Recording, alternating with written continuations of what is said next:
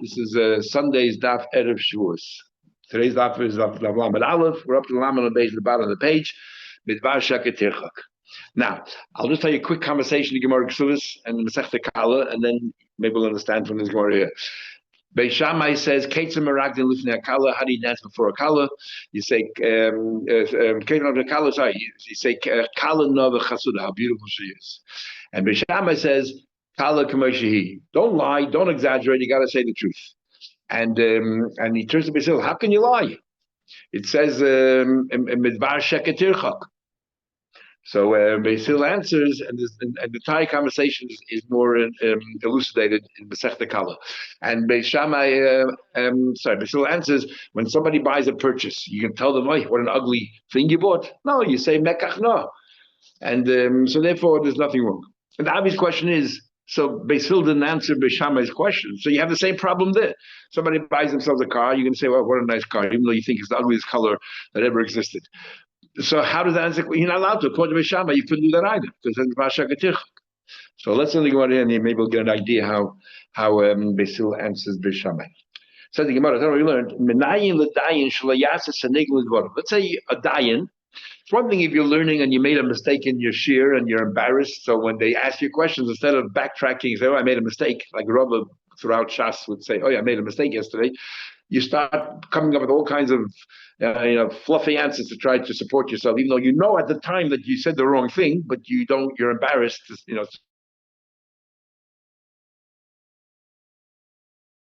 If you made a mistake, you better go ahead and backtrack and say you made a mistake, and don't continue persisting on and then trying to support whatever you said. So you got to be honest. When I know a dayan should not have a Talmud in front of him that is ignoramus, and because the problem is, you remember those days the Talmudim sat around and they had input, and this ignoramus is just going to distract you and mix you up. You need honesty and integrity. If I know for a fact that this person is this other judge sitting on this council with me is a ganav, how do you know? Likewise, aid or a witness. He knows that this other witness that's joining him is a notorious ganav. You shouldn't sit in the same bench with him, or you shouldn't stand there and give testimony together. That it's because the din is a gazlan, cannot be a judge, cannot be an aid, and so you have to say something. Because really, at the end of the day, you'll only be one aid, and you're allowing the bezdin to think that there are two aids because they're not aware, and therefore you're giving false testimony because they're relying really on you, and you're a single aid. How you know dayan knows that there's something wrong with this whole din? I don't care. I cannot discredit the aidim, but I know they're lying. How far din meruma goes? How convinced are you? It's just suspicious, or if you actually know that it can't be true and it's a lie, but you can't prove it. So how do you know that a dayan who knows that this is false evidence here shouldn't say, "Well, it's not my problem. The Eidim are saying with testimony, I know they're lying. I'll follow what the Eidim say. And it's their problem. The chain should be around their neck, their responsibility." Now, what exactly does it mean? Because remember, we had in Sanhedrin the whole story in the Mems about Shimon and Shatach's son, that when these witches were killed by Shimon and Shatach, the next of kin or whatever, the relatives came forward and they said that Shimon and Shatach's son was Mechal Shabbos. Everyone knew, and they had no choice but to sentence him to skila. Everyone knew that he was innocent, and Shimon and Shatach said, "We have to proceed. We follow, the processes."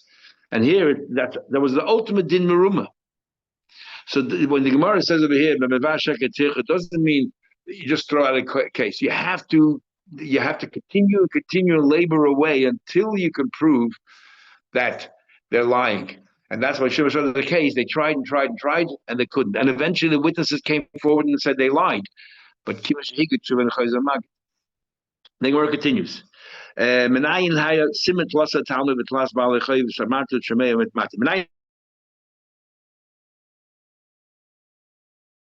money, the chayvul usher, and he sees that he could find some defense on behalf of the defendant, versus let's say the rich plaintiff.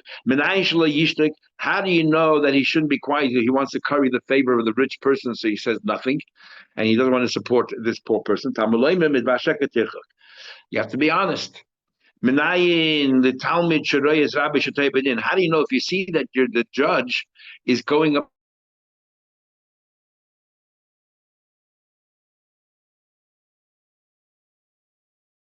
I'll wait.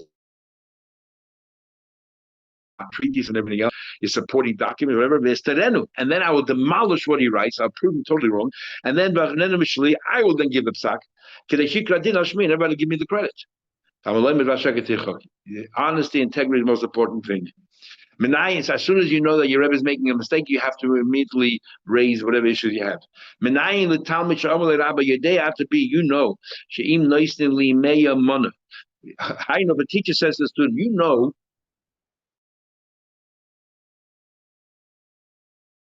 I still wouldn't lie. You can't buy me. I won't lie. But I want you to know, this guy owes me $100. If I tell you he owes me $100, for a fact that's true. All I have is a single witness. And I know that if the single witness comes, he'll swear false. He's a God that will swear false. I need help. So I want you to come and testify that for a fact he owes me money, because I only tell the truth. I'll have two witnesses. I'll get my money. You should do that. You have to be honest. You have to be honest. And this is a famous question that, if we learned in Sanhedrin that if the Sanhedrin shiro kul l'chayv, the entire Sanhedrin, all 23 judges think that this guy is guilty, then so he walks away innocent. We say there's something wrong here. How can nobody find anything to defend him? So the famous question: what happens if one judge feels the guy is innocent?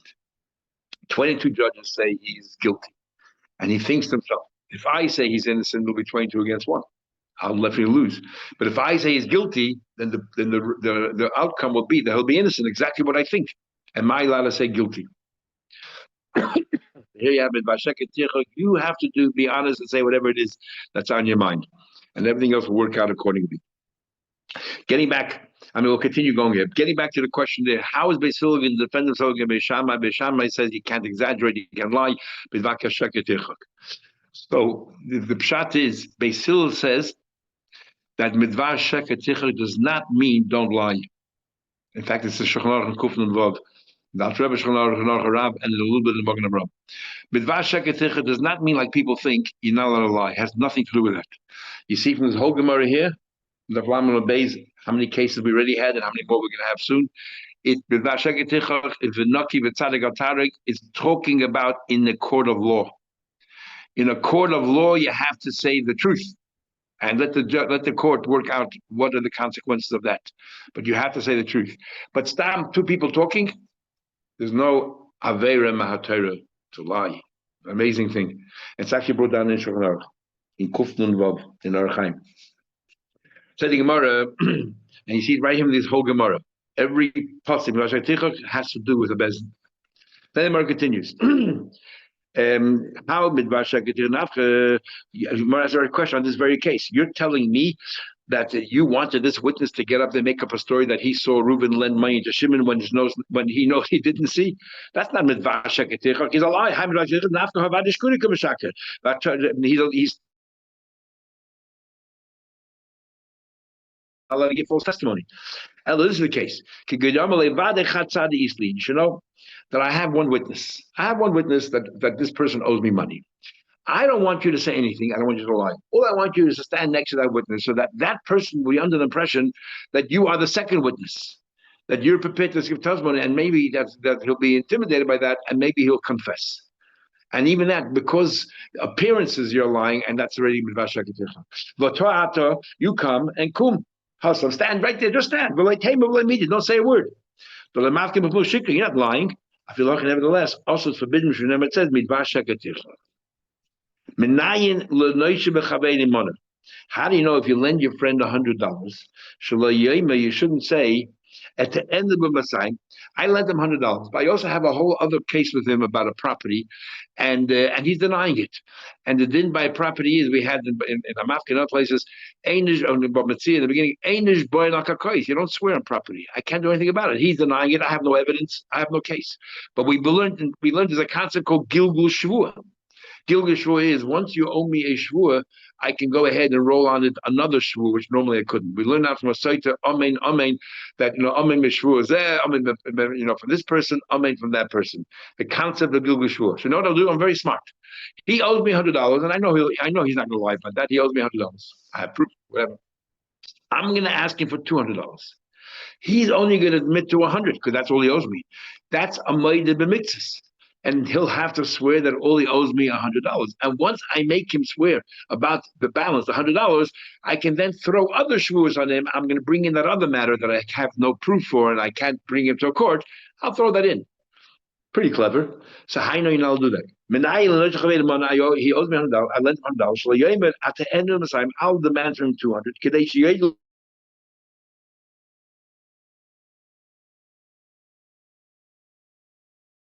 Other shuls from other places. You have to be honest. Next case. If you lent a friend $100, and they claimed $200. How do you know? In other words, that guy is claiming, Shimon is claiming $200 from Reuben. Reuben knows all he owes is $100. So Reuben thinks to himself, I don't want to swear. And I'm scared. Once I swear by this, he'll bring in other things which I don't remember. I don't remember exactly, and he's going to make me swear. And if I can't swear, he swears. He'll take money from me. I'm scared. So you know what I'll do? I'll deny Om Ascent. The din is if somebody asks you for money and you deny it, there's no swearing. It's over. So I'll deny it, and tomorrow I'll pay him the money I owe him. But I'll deny it, so it won't give him the grounds to throw more shvuas on it.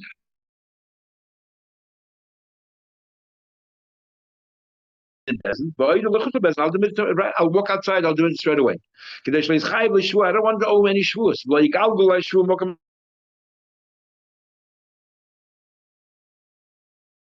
the best in all paskin. Again, same pasuk. I know 3 people lent money to the same person, and none of them have contracts, and none of them have witnesses. They're stuck because the guy is denying all of it. So how do you know they shouldn't come up with the rules as follows? They're not liars, so they will do is, you know what? One of them will go ahead and each one will lend $100. So one of them will go to court and say, you owe me $100, and I have 2 witnesses. The other 2 witnesses, because they guy, but they know about themselves. So they will form 2 witnesses on behalf of the first guy. So they're a bit lying, they're distorting the truth, but it's really the truth. And then the guy will pay out the $100, and they'll divide it equally. At least they'll get a third of their money back. 30 cents on a dollar. They should see money so they can extract $100 and divide it. You got to be honest. How do you know?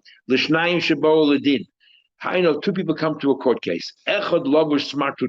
One person is wearing shmatas, obviously impoverished and everything else, looks unkempt, disheveled. The echad lavish itzlis, and the other person is wearing a very nice garment, bas me'amana, worth $10,000.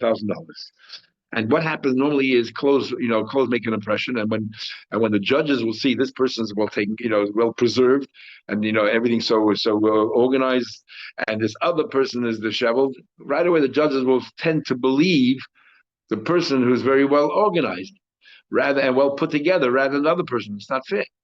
It's not fair. It's like very misleading. So how do you know? We tell the rich person, Lavush Kamaisa, either you wear the same kind of, or give this other person, lend him clothes, they should look like you, give him a suit, or should dress like a mensch in court. Because these appearances give false impressions. Because what is one thing to do with another? How do we know that you're righteous because you're well put together? When they came before Rabba, the son of Rabba, actually it's Rabba, the son of Rabba, he would tell them, Shlufu Puzmu.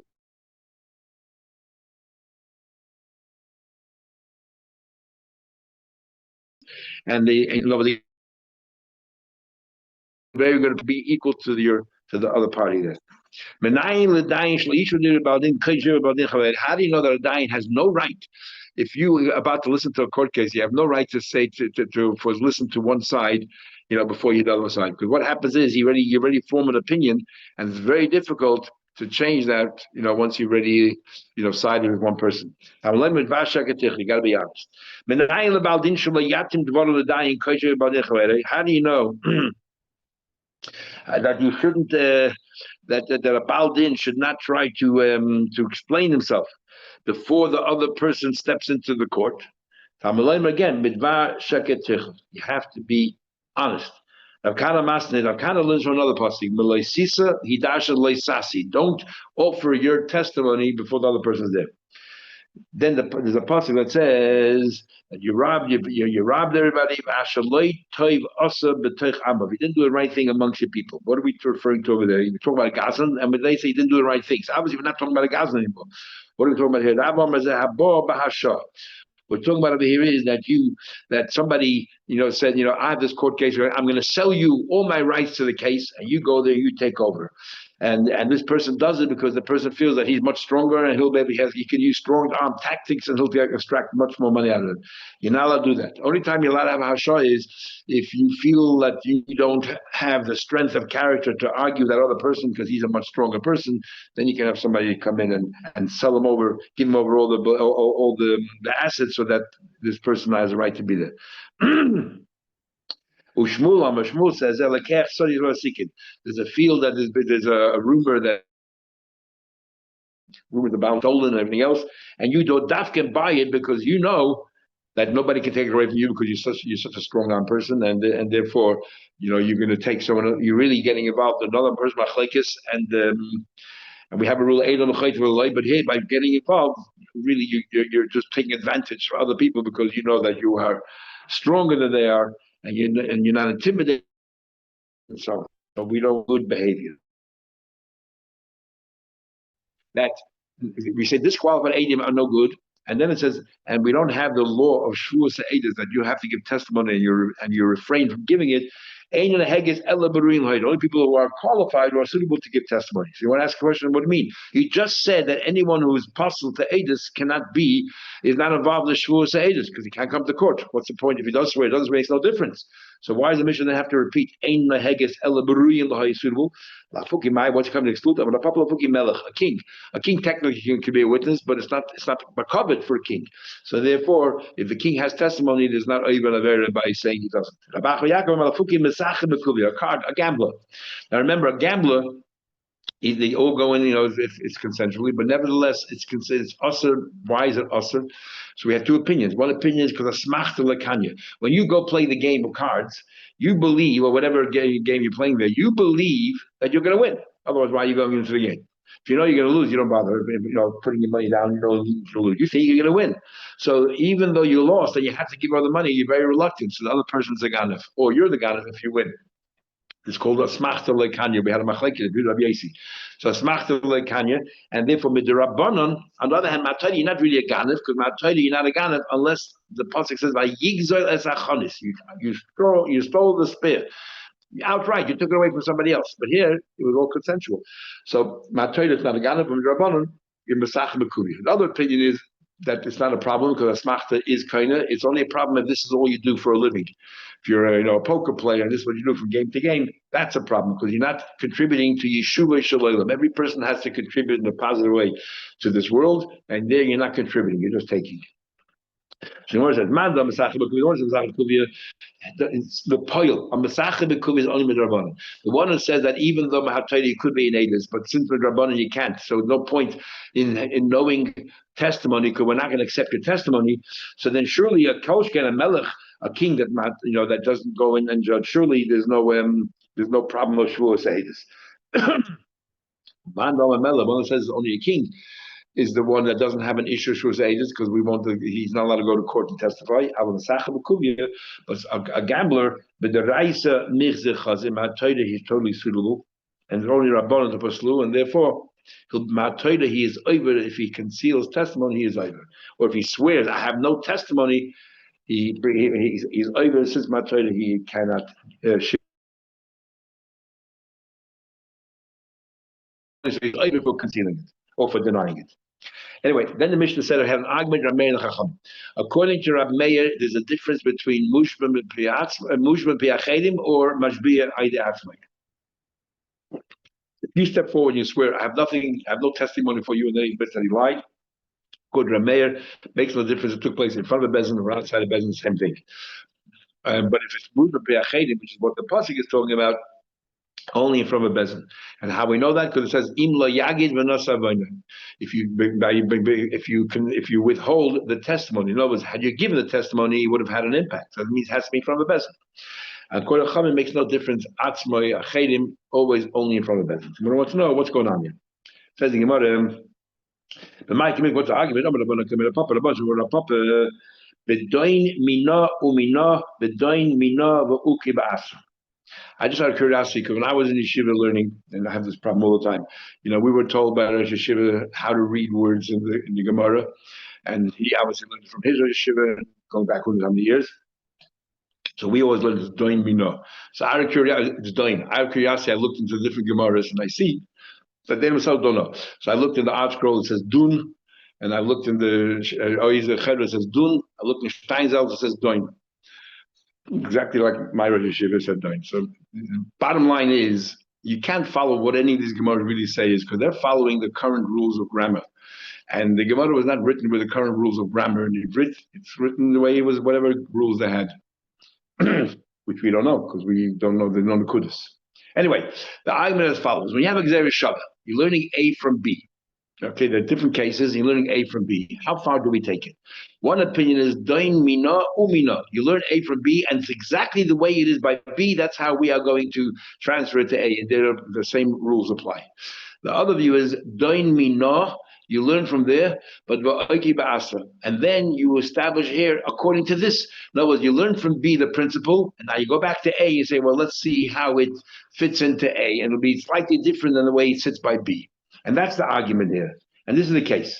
Rab Meir holds, so where do you learn? We have another thing called Shavuos Pekadon. Shavuos Pekadon is when somebody gives someone a deposit, security, and then Reuben gives the shipment security, then it goes to collect it. What are we talking about? I swear you never gave me anything. And then later he admits that he lied. That's called Shavuos HaPekadon. And now, by Shavuos HaPekadon, there it only talks about Hayedei Atzmai. He swears himself, I don't know what you're talking about. By Shavuos Eidos, the only case in the Torah is Shavuos Mushba Aidei Achedim. He says, Shama Koil Ola. No, the person said, you have testimony from here. And the guy says, no, I don't. I swear I don't. So it's Mushba, sorry, he said I don't. And the plaintiff asked the sage, swear Mashbi Achani, I make you swear, I make you swear that you don't have any testimony for me. So the case of Shavuos Eidos is Mushba Achedim. And that's only in front of a bezin because it says imla yagid. And the case of Shavuos,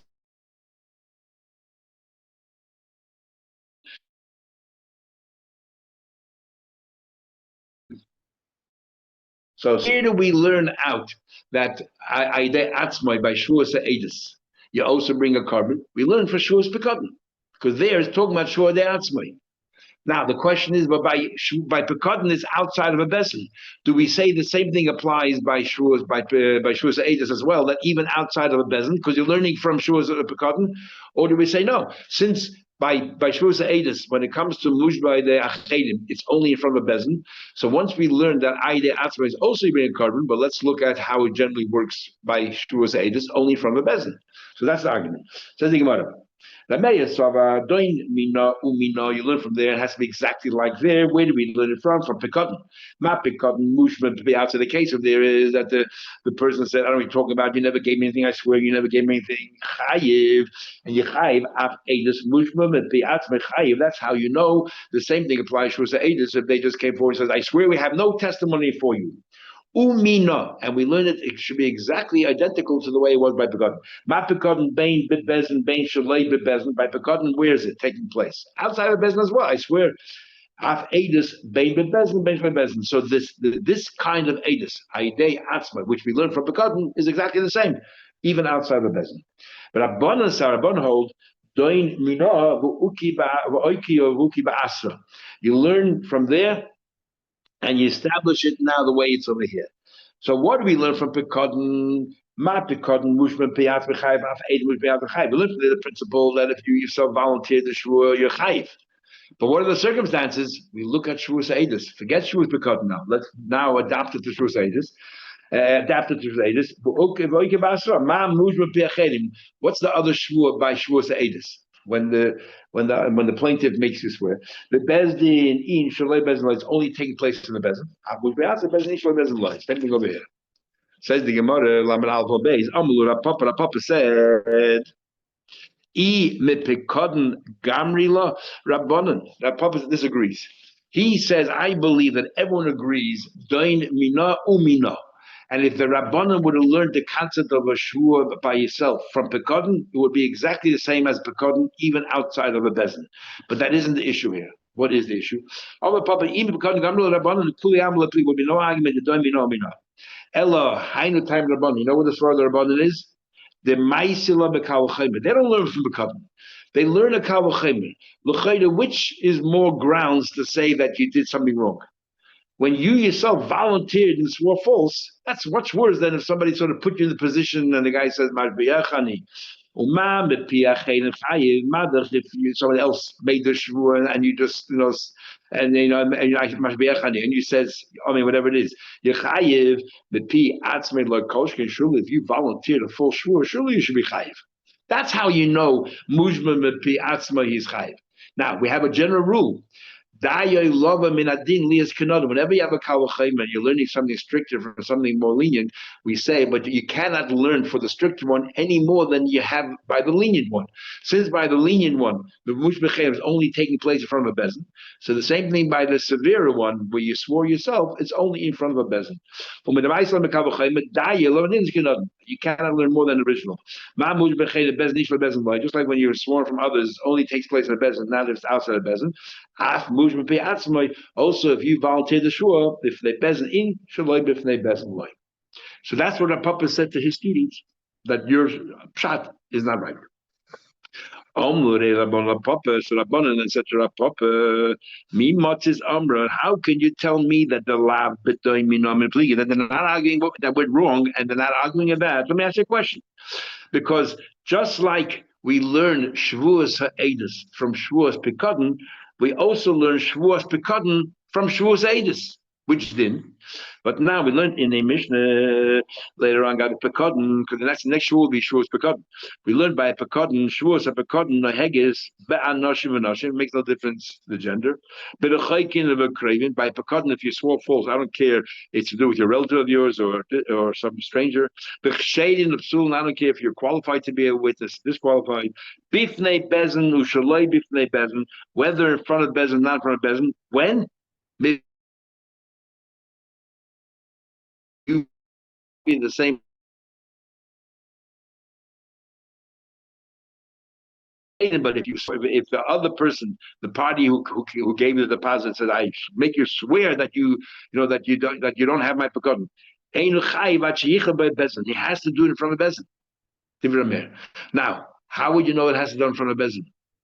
Shavuos Pekadon doesn't even talk about Mujma Pe'achedim. How do you know that Mujma Pe'achedim by Shavuos Pekadon you bring a carbon over Yodim? Because you learned it from Shavuos Eidus. And Rameir says, just like Shavuos Eidus, it's limited only to a bezin. So too by Shavuos Pekadon, this kind of a Shavuos Pe'achedim is only in front of a bezin. However, the Chachamim say, Chachamim say, just like Shavuos Eidus, it makes no difference. All the Shavuos have to be in front of a bezin. Sorry. Chachamim say that by Pekadon it makes no difference. You don't need a bezin at all. And I don't care what kind of shvur it is.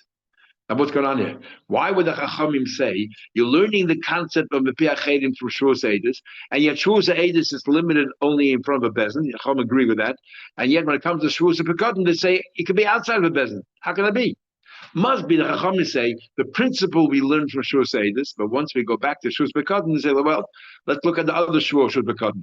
That can take place anywhere if you swore on your own. So too, so we see clearly it's doin mina umina or doin mina basra. Clearly arguing that. So we're right. So you want to come maybe be asking me keep it covered by Chai. Mushba Piacheli, because we know about. How do you know that Mushba Chedim Chal Chayim? The Chayiv Lab the Gamla Meidus. We learn it out from Shavuos Daf. Ushma Mina Bedoin Mina Umina. Please, it's clear. That's what they're arguing. So our Papa said to him, "You have to be careful." He said, "What you're saying, Mahi'in. That you're right. That's the only way you can explain it. That they're arguing about Doin Mina. But the first thing you said, Leklan Mashman, it doesn't prove anything. You can learn either way." Then the Mishnah said, "The Chayav is on the in Shavuos Edus, even if the base you bring a carbon out of the Yerit."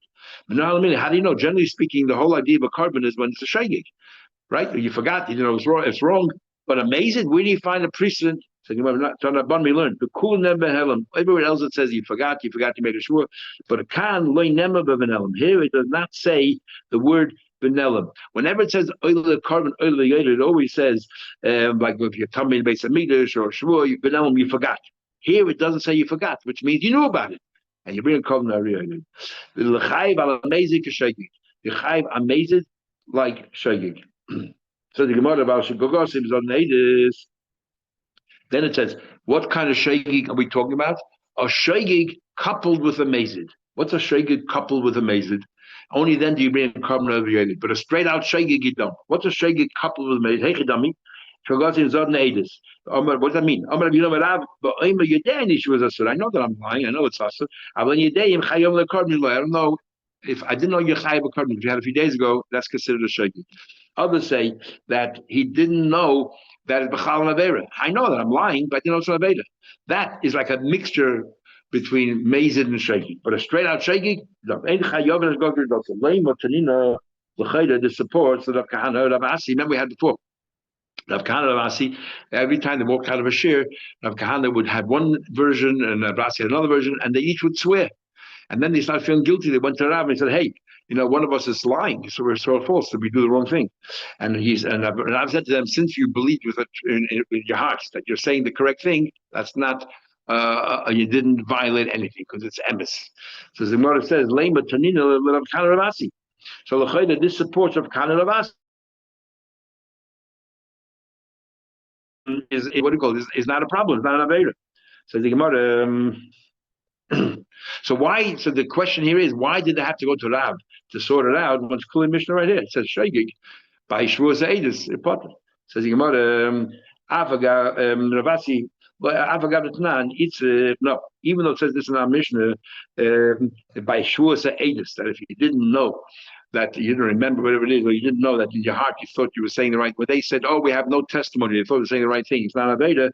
Nevertheless, Rav Karavasi were a bit worried in their own case. Itzich, why? Salka that the Chamir Rav had to tell them the Shvuz Bitui is not a problem. We would have thought, here it doesn't say Benelim, which means you knew what you were doing. Since you knew what to be Inan, Shaygig to be amazing. So only if you knew what you were doing, you bring a carbon. But if you didn't know what you're doing, you don't bring a carbon because it does not say Benelim. I will have some Benelim there. It says Benelim, you forgot, and you still bring a carbon. So they got scared. So even though one of us obviously forgot what Rav said, we made a mistake. So maybe we did the wrong thing. I feel it goes to cold do that even if they forgot what in your case because you thought that with an emes that Yutaka didn't you said the right version. I didn't understand then. I still understand why we so abhor people who are making vows. Why do we tolerate that Rav Kahana Rav Asi made vows? That's a good thing. Why did Rav tell them, Chevre, you have an argument what I said in the share? Oh, good and fine, argue, but why do you have to swear? It's a bad habit to get into. I don't know. Let's just do the Mishnah and we'll finish here. Then the Mishnah. Shavuos Eitzah Ketzah. Now we're giving examples. We said before that we outlined the law, the parameters. Now we'll give examples. What's an example? Amar l'shnayim. He says to two people, Boyu come and testify on my behalf. They say, their response, Shvuah, we swear, she'ein anu yoyin l'cha edus. We have nothing to say for you. We don't have anything to help you with. That's a Shvuah l'pi after me. Oy she'omru lo. They said to him, not Shavuot, but just said, we can't. We have nothing to say to you. And this is called the Piachedim. Mashbi ani alechem. I want you to swear to me that you don't have anything. And they say, Ameh. They are chayiv. Hishbi aleim chomesh pamin. Let's say outside the bezin 5 times in a row. He said, I know you have testimony for me. I know you have testimony, and I make you swear that you have testimony or don't have. And they said each time, Ameh. Chutz lebezin. all took place outside of a bezin. Remember, Mujma Pe'achedim, it has to, according to everybody, has to be done in front of a bezin. Ubou the bezin, they came to the bezin, v'hoidu, and they admitted that they do have testimony. They don't talk about Pturin. They're potter, even though they denied it every time outside the bezin, because the whole din of Mujma Pe'achedim takes place only in front of a bezin. What about Kofru? They came to Bezin and they denied again. We have no testimony. The question is, they made 5 Shavuos outside and they denied each one. Another kind of Bezin and they denied. Do they bring 5 Kabbanas over the Yodid or not? So he says over here, Chayovin, I'll call Achaz va'achaz. If they denied in the Bezin, the Chay for each one, why? Because this Kfira is a Kfira. They say 5 times outside of Bezin, the guy made him swear they don't have, or they swore they don't have any testimony. Now they come to Bezin, they swear again they don't have any testimony or kafir. So therefore, it's as if they support the 5 shuas they made outside, but now they're in a Bezin. It's the kfira that's taking place in the Bezin, and that's sufficient to make them grounds to make them pay 5. Says the as we'll see more later, to one of these, that means there's more than one. So you bring 5 kabbalas. What happens? He's bi'alein heipa amin, bifnei bezin. But what happened in front of a bezin? He made them swear 5 times, and each time they denied it. The kafru ein chayv lach, you only chayv once. Why? This should be worse in front of a bezin. I'm going to know the reason is. In a bezin, the rule is once you give testimony, you cannot change your testimony. So therefore, that you know why the chayiv only won? Because once they denied the first time, the second time makes no difference. Whether they deny, whether they admit, it's too late. You can only deny once in bezin. Once you give me shahigid, your testimony later on has no weight. And remember that the whole din of testimony is that your testimony could have had an impact, and you withheld it to no impact. But after you made your first shavua, your denial, you can no longer amend your testimony so that you can no longer have an impact. So it's as if you only made one shavua. It doesn't matter, you denied the other one as well. And you can no longer admit. Sure, there's nothing else there. What happens? You deny, both people denied it together at the same time. Chayovin, they are chayiv. Then both witnesses, if they both denied it, they both have to bring a korban aliyah. But first one witness said, "I swear I have no testimony for you," and then a couple of minutes later, the second witness, or after the second witness said the same thing. Then rishon chayiv hasheni pot. Why? Once the first person said, "I have no testimony," then the second person is useless. He's only a single aid. And a single aid only makes you swear, it doesn't make you pay. So it doesn't have an impact really of financial loss. So the second person holding back the testimony is not really impacting the case. It's the first person. So therefore, if it's one after another, the first person is liable, not the second one. What about kafar echad, v'hoida echad? If one guy denied it, and the second guy said, "Yes, I have testimony." HaKoifer chayiv. The one who denied it obviously is chayiv, because since this, at the time there were 2 witnesses, and because you denied it, there's no longer 2 witnesses, so you impacted the whole thing. How you state kitei? What if there were 2 groups of aid? And kafar l'shay, the first group said, "We have nothing to say," but there was at the time of the first group was saying kafar shniya. And afterwards, the second group denied it. Both chayiv. Why are they both chayiv? Because either one of them could have had an impact, and now you remove yourself. The Gemara will discuss tomorrow that when the first group denied it, the second group was still there. They could have helped out the person in the case. They didn't really impact them at all. Why in the world should they be chayiv? And the Gemara will talk about a special case where the second group were married to 2 sisters who were therefore they couldn't give testimony at the time, but afterwards. So when the first group denied it, the second group was not available, and then the second group afterwards, their wives died, so they're no longer related, and they were able to give testimony. Okay, have a good vach, everybody, and a good Yom Tov. So